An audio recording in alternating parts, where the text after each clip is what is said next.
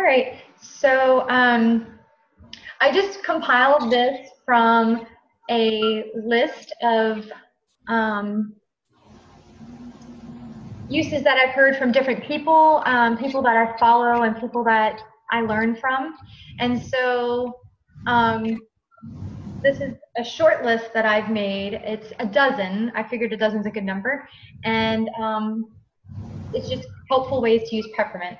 So the first way is, of course, it helps your breathing. So here's an idea too, because peppermint is a hot oil, so it might kind of burn. The idea that I came up with is you could take a bit of fractionated coconut oil, and like if it's underneath your nose, you could put it there at first because it might burn on your skin. But then another thing that I do is I take the peppermint oil. Here it is. I take it and I'll just take the top off sometimes, and I'll do like this. And I don't know if you've ever seen this, but while it's in your hand, you can put your other hand over it and go like that, and it'll open up your airways, and it really feels good. But then if it's for your, all of your nose and everything, you can cup it over your nose and your mouth. But it really will open up the airways and help you breathe. And then, of course, like your breath, I found where it says you can do peppermint oil and lemon and water, and like you can rinse your mouth with that instead of a mouthwash, and you won't have that alcohol, but it'll be like a fresh, and it'll clean your whole inside of your mouth and everything. So I thought that was neat as well.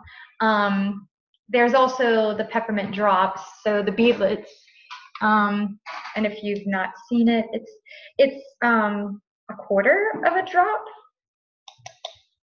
of regular oil. So this, I don't know if you'll be able to see it, but I'll try to show you. That is how tiny it is. And you can put that in your mouth, and my brother uses it like that as well, and it can help with your breath. It could also, the third thing is help with your stomach. So for digestive comfort, you can rub it on your stomach, and again, you might want to use the coconut oil, but you can take that little beadlet, you can put it in a capsule. You can put like 2 drops in a capsule. When you get your own gel caps that they sell, the veggie gel caps, you can take it internally. The next thing, I don't know if y'all have heard of this, but for cravings. So some people will eat till they're full and they get like that other uncomfortable feeling, or if you want to rein in how you're snacking, it'll help you feel full faster, and it'll also help control your urge to snack. So let's see. And then I went to Utah recently for convention, but I stayed with a friend, and she makes her own mint chocolate chip ice cream. And so she made homemade ice cream, and it doesn't have the green color, but she puts a drop of peppermint, and sometimes she said she'll do spearmint instead.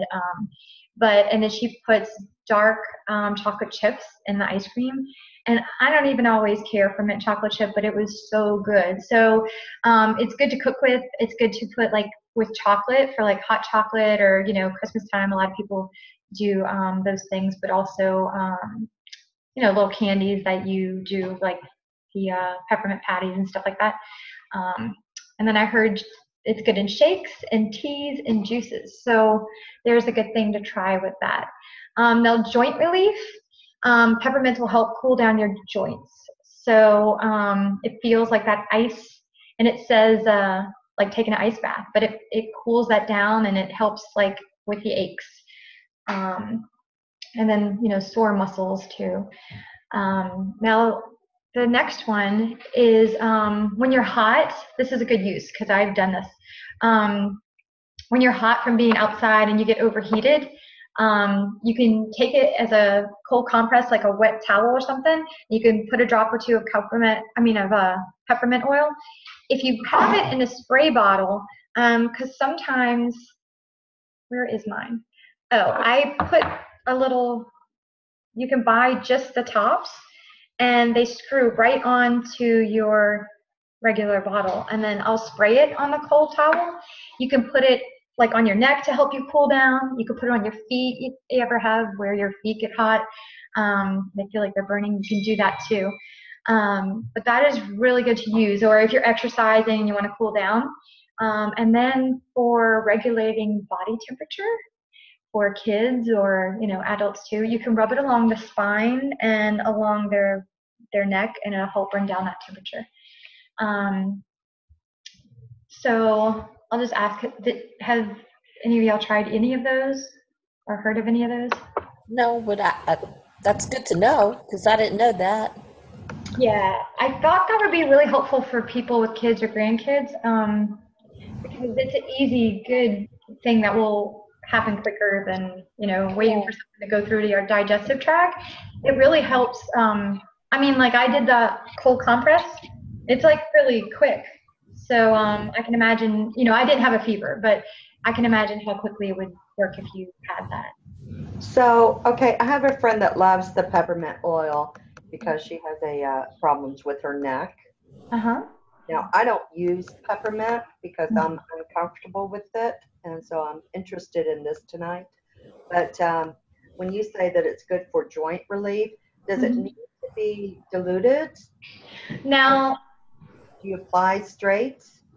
Okay, I'm like you, so I have to dilute it. I have to put it with coconut oil because I am sensitive to it, and I can't use things that have like just pure peppermint.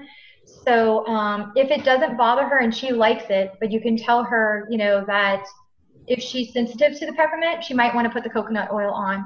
So what I did was I rubbed coconut oil on my palm and I rubbed it on my neck. Then I took the cold towel and then sprayed the peppermint and put that on. And it didn't affect me the way it does if I just put it on my skin, because it does burn me. So those people that are sensitive to it, I would tell them to do it with some coconut oil. Okay. Yeah, because that is a common thing. And then back up when you said, it's good for a tummy calmer. Mm-hmm. So how does that compare to digestion? Well, digestion has peppermint in it. Uh-huh. Okay. So it's one of the key ingredients. So some people will take the peppermint just by itself. And here's the thing, with that, I don't know if I might have forgot to put it on there. Let me move this over here. There. With the tummy thing, let me go back and see. Oh, I put that. Okay, I also wanted to put, I saw some people at convention and they actually just dropped it underneath their tongue. They took the bottle and then they put it underneath their tongue. And I saw someone do it with peppermint and I saw somebody do it with digestion. So I didn't know that, but you could drop it right underneath your tongue as well. So I might add that. When Dylan was sick that time when he was throwing up, he put some of the peppermint on his stomach and it stopped him from throwing up. Okay. I didn't know about the digestion at the time, so we just used the peppermint. Okay, well, now I added that. Can head off nausea and throwing up. I mean, it worked like right away for him, and he was throwing up really bad. I mean, really bad.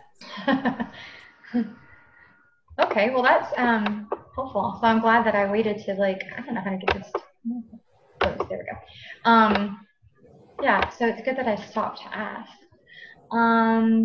Okay, so the next part is stress and headaches. So people that have trouble with headaches a lot and stuff like that, sometimes it can be from stress, from tension. So you can apply it to your forehead and to your neck, because that's where the tension usually comes from. If you mix it with lavender, and the lavender usually doesn't burn. So I have done that, where you just put lavender and peppermint, and then you can rub it on your forehead and then rub it on your neck. And I do have some blends that I didn't put on here, but I will read them to you after I get through number 12. But that is an idea for headache, to awaken you and to give you a little kick. It says before you work out to put peppermint on your chest or breathe it from the bottle, and then after you work out you can add it to your shampoo and it'll stimulate your sense on your scalp, and it'll help with your scalp health. But the really cool thing is, in your shower, put a couple drops just on the floor, and it won't wash away, but it'll like diffuse while you're in the shower. And it'll be like when you go into those spas and they have all those mints or those little, things that are being diffused in the air, and it opens up your airways. It'll feel like that. Because I've seen some bath bombs, and then I've seen some shower bombs. And shower bombs, you just put it on the shelf, and while you're in the shower, it does that. But this will be, I don't know what those things have in it. That might be harmful, but this will be healthy and all. So the pick-me-up is rather than grab a Snickers to revitalize you and go the extra mile, deeply inhale the peppermint, and it'll get you ready and keep on going. And on the road when you're driving, which I did a couple times, you can open it up and then smell it. It wakes you up, it just keeps you going. This is a blend, but wild orange and frankincense and peppermint. The wild orange kind of wakes you, the peppermint, gives you a pick-me-up, and the frankincense kind of stimulates your brain. So it's a different way to have a pick-me-up. The next one says writer's block, but I think I'm actually going to rename that because just the end part of it. It says peppermint can support blood circulation and leave you feeling rejuvenated to keep those creative juices flowing. So you can sit on your shirt before study time, homework, or test for improved concentration and alertness. So the thing I wanted to highlight while I thought about changing that title is for tests and for homework, teachers really recommend using that because it helps you recall things. It helps you when you're doing a test to remember and to stay focused. And so, with your homework and all, it's a good thing to use. But and then the last thing is you could put it in a little spritzer bottle, or you could put it in a big bottle if you want more. But those little bottles, but you can put some peppermint drops and add just plain water. And then you could spray it where you want to repel bugs. So you know how sometimes you see those ants like in your bathroom or your kitchen? It'll naturally repel them, and it won't have any pesticides. It won't be unsafe for the dog. And my dog licked it after and was fine. You can also use it on plants, and it won't kill the plants, and it's safe. So it's a chemical-free way to use it on flowers, use it on vegetables, whatever you happen to be growing. And it also repels roaches. So. Will it help with spiders? I was just thinking about spraying it around, like outside. Yeah. By the patio furniture and stuff, I can look real quick. I know I've seen something that does repel spiders, but I don't know per se if it's peppermint. Let me see real quick. Because I have seen that, and I don't know. So how long would that last? Like if you were to spray it in a closet or something like that, is that something you need to do daily to repel any? No, I don't know how often. I think, but it wasn't daily. Let me look real quick. Or, because I also read that somewhere that you could put lavender on cotton balls and store them with your like cashmere sweaters and things like that to repel moths. So I didn't know how long that would last. For on the cotton balls and stuff like that, it says that it'll last, but it doesn't exactly say how long. So let me look in a different book real quick. But it didn't say peppermint for the spiders, but let me look in this other book. Because I thought of that too, because we don't have spiders in our house per se, but in our garage. Outside, yeah. Outside of the house, in our garage. Here, yeah. Which is weird, but I guess because you would think that the spray people would spray your garage too, but I don't know, maybe they don't, because we do see them in our garage, but we don't have them in the house. So let's see. Pest.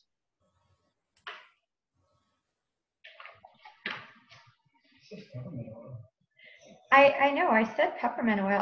We were just wondering how long it works for. Because people keep on saying that, but we don't know how long. Like, would you do it a week? Would you do it a month?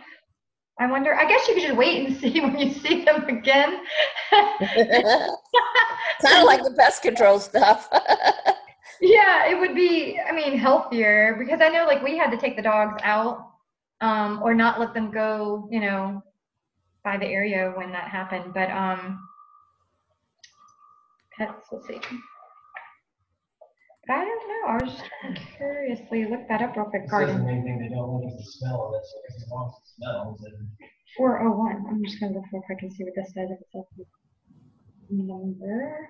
I looked up in my the first one I looked up was Modern Essentials, and the second one I look up is the Essential Life. So there's a books that are helpful for that. But pest repellents, it says oh, it even says scare rodents. So maybe it's more than I thought. Scare rodents and pests with 2 drops of peppermint on a cotton ball. Tuck the ball into mouse holes, burrows, or nests to encourage them to relocate. It says you can also repel these bugs. Ants, aphids. Oh, that's spiders, right? mm-hmm. Okay, so there you go, spiders. And it still does not say how long you would have to redo this. So, but it says beetles, caterpillars, chiggers, fleas, flies, gnats, lice, mosquitoes, moths, plant lice. Well, that's a lot. Yeah. Spiders. It says spiders right here. Well, I'm going to get me some cotton balls and put some peppermint on it. And you try to stick it underneath like the furniture and stuff, you know, where it'll stay, you know, for a while. Well, I'm going to try to put it like on the sides by our garage. It's usually like by the entryways on the little corners by the doors or by the garage door opener. So I'm going to try to put it there and see if these spiders just... I wonder if too, you know, like you say, the cotton balls, but I wonder, you know how like with the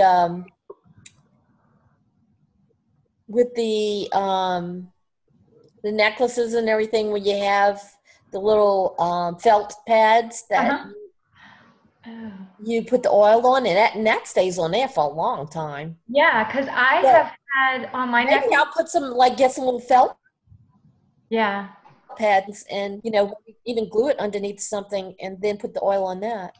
Yeah, that's a good idea because, I mean, the felt thing has lasted weeks for me. A long time. Yeah, and it was only 1 drop and it's lasted weeks. Yeah. Wow. In fact, the one that I did at the class in September in New Orleans, that was September 23rd and it still smells like that. So it lasts a long time. But I think because maybe it won't evaporate as fast like the cotton ball or something. That's what I was going to say. It might depend on the material. Like whereas if you just spray it, it may last so long. But if you put it on felt, it may last a different time than if you put it on cotton. Like it might depend on how you're doing that, you know. I think I'm going to try that. Well, here is some cool, some other little cool, blends that I heard of. I had never heard of this before, but for sore muscles, it says you could take 20 to 30 drops of deep blue and 10 to 20 drops of peppermint and put it in a roller bottle with coconut oil. And it says for supercharge, add 10 to 20 drops of lemongrass and apply it wherever you need for your muscles. So I knew lemongrass helped with it, but I never heard of doing, because peppermint is in deep blue, so I never thought. I know. So, but that was a recipe that was given.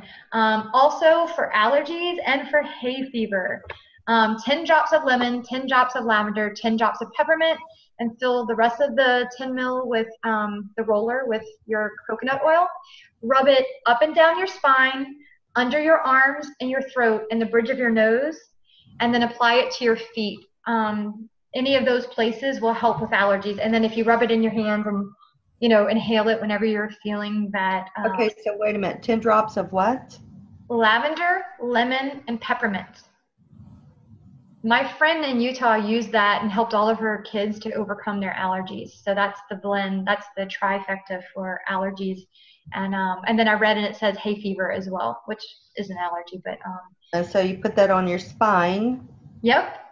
You could put it under your arms or your throat, like, you know, where you might be feeling the symptoms from allergies. The bridge of your nose, the bottom of your feet. So that.